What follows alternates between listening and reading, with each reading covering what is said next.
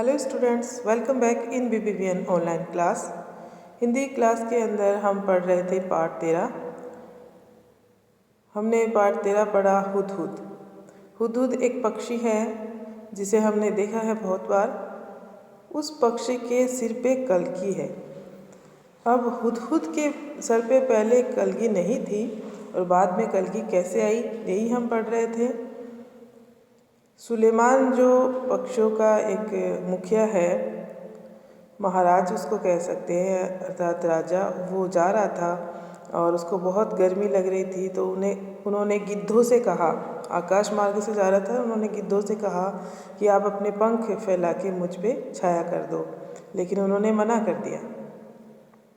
थोड़ा आगे गया तो हुदहुद का जो मुखिया है उसको कहा तो उसने उनकी बात मान ली और उन्होंने महाराज सुलेमान की सहायता की। अब सुलेमान उनसे बहुत खुश हुआ और उन्होंने कहा कि मैं तुमसे बहुत खुश हूँ, तुम्हें जो चाहिए वो तुम मांग सकते हो।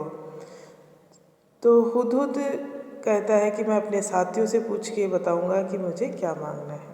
देखिए वो साथियों से पूछ के क्या बताता है। मुखिया ने साथियों से सलाह करने के बाद कहा, महाराज यह वरदान दीजिए कि हमारे सिर पर आज से सोने की कलगी निकल आए। अब देखिए हुदहुद क्या मांगता है, सोने की कलगी, सिर के ऊपर सोने की कलगी निकल आए, ऐसा हमें कोई वरदान दीजिए। बादशाह हंसे और बोले, मुखिया इसका फल क्या होगा यह तुमने सोच लिया है? क्योंकि सोने की कलगी का क्या फल होगा, अगर तुम्हारे सिर पे सोने की कलगी होगी तो उसका फल क्या होगा, क्या यह तुमने सोच लिया है? महाराज ने पूछा। मुखिया बोला, हाँ महाराज, मैंने खूब परामर्श करके यह वर मांगा है। उन्होंने अपने सारे साथियों से परामर्श सलाह मशवरा किया है, उसके बाद ही वर मांगा है। तो उसने कहा कि हाँ महाराज, मैंने सोच समझ के वरदान मांगा है। सुलेमान ने प्रार्थना स्वीकार कर ली। सभी हुदहुदों के सिर पर सोने की कलगी निकल आई। लोगों ने सोने की कलगी को देखा तो वे हुदहुदों के पीछे पड़ गए। तीर से उन्हें मार मार कर सोना इकट्ठा करने लगे। हुदहुदों का वंश समाप्त होने पर आ गया। तब मुखिया घबराकर बादशाह सुलेमान के पास पहुंचा और बोला, इस सोने की कलगी के कारण तो हमारा वंश ही समाप्त हो जाएगा। सुलेमान ने कहा, मैंने तो शुरू में ही तुम्हें चेतावनी दी थी। खैर जाओ, आज से तुम्हारे सिर का ताज सोने का नहीं, सुंदर परों का हुआ करेगा। सुंदर परों का, जो अब उसके सिर पे हम देखते हैं। सुंदर सुंदर पर है ना, पंख, पर यानी पंख। और तभी से हुदहुदों के सिर पर परों का यह ताज कलगी शोभा पा रहा है। तभी से ऐसा हुआ है, उनके सिर के ऊपर यह ताज है जो देखिए स्क्रीन पे आपको दिखाई दे रहा है। ताज यानी ये जो कलगी, कितनी सुंदर कलगी होती है। हुदहुद एक बहुत ही सुंदर पक्षी है। इसके शरीर का सबसे सुंदर भाग इसके सिर की कलगी होता है। वैसे तो यह इसे समेटे रहता है, पर जैसे ही किसी तरह की आवाज़ होती है यह चौकन्ना होकर परों को फैला लेता है।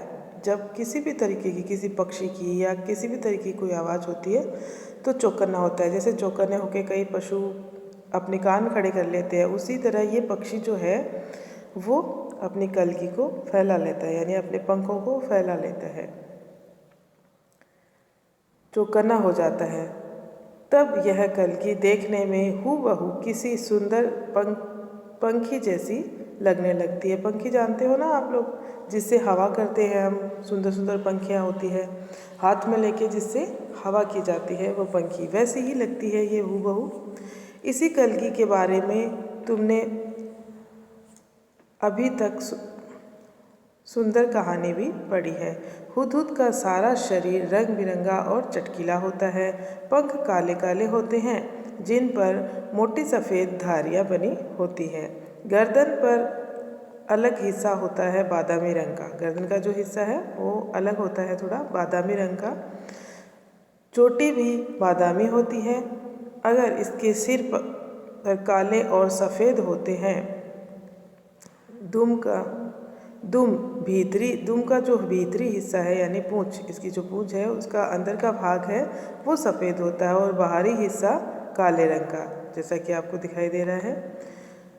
चोंच पतली, लंबी तथा तीखी होती है। इस चोंच से यह आसानी से ज़मीन के भीतर छिपे हुए कीड़े मकोड़ों को ढूंढ निकालता है। अपनी चोंच नाखून से उन्हें काट लेता है और इनके जो चोंच होती है वो नाखून काटने वाली नहारिनी जैसे लगते हैं। जैसे एक इनके नाखून और चोंच जो है वो नहारनी जैसे लगते हैं। नहारनी एक पतली कैंची होती है, पतली कैंची जिससे बालों की कटिंग होती है, वो वाली नहारनी। और शायद इसलिए कहीं कहीं इसे हजामिन चिड़िया के नाम से भी पुकारा जाता है। हुदहुद हमारे देश के सभी भागों में पाए जाते हैं। ये जो पक्षी है वो देश के सभी भागों में पाए जाते हैं, ऐसा नहीं है कि किसी एक हिस्से में ये पाए जाते हैं। तुमने इसे अपने घर के आसपास अपनी तीखी चोंच से ज़मीन खोदते हुए अवश्य देखा होगा। बोलते समय यह 3 बार हुप हुप हुप सा कुछ कहता है, इसलिए इसे अंग्रेजी में हुप ऊ कहा जाता है। हिंदी में इसे हुदहुद कहते हैं। दूब में कीड़े ढूंढने के कारण हमारे देश में कहीं कहीं इसे पदुबया भी कहते हैं। दूब में से कीड़े ढूंढने के कारण, जो दूब घास होती है उसमें से कीड़े ढूंढ के निकाल लेता है, इसलिए इसे क्या कहा जाता है? पदुबया भी कहा जाता है। और सुंदर कलगी की वजह से कुछ देशों में लोग इसे शाह सुलेमान कहकर पुकारते हैं। जो सुलेमान था पक्षियों का राजा, तो शाह सुलेमान भी कहकर पुकारते हैं। मादा हुदहुद 3 से 10 तक अंडे देती है। जब तक बच्चे अंडे से बाहर नहीं निकल जाते वह अंडों पर ही बैठी रहती है, उनको छोड़ के इधर उधर नहीं जाती, बिल्कुल नहीं हटती है। नर वहीं भोजन लाकर उसे खिला देता है। देखिए पक्षी कितने समझदार होते हैं। जो माँ होती है हुदहुद, मादा हुदहुद जो माँ बनती है वो अपने अंडों पर ही बैठी रहती है जब तक कि अंडों में से पक्षी नहीं निकल जाते, और जो नर होता है वो उसे वहीं पर दाना लाके देता है। घोंसलों की सफाई यह कभी नहीं करते हैं। संसार के विख्यात पक्षियों में से एक है यह हुदहुद। यह अपनी सुंदरता के लिए तो मशहूर है, पर इसे पालतू नहीं बनाया जा सकता है। देखिए हम बहुत से पक्षी पालते हैं लेकिन इसे पालतू नहीं बनाया जा सकता, और न ही इसकी बोली में मिठास है। इसकी बोली में भी कोई मिठास नहीं है। तो आप इसको अच्छे से चैप्टर को रीड करेंगे। Okay students, thank you.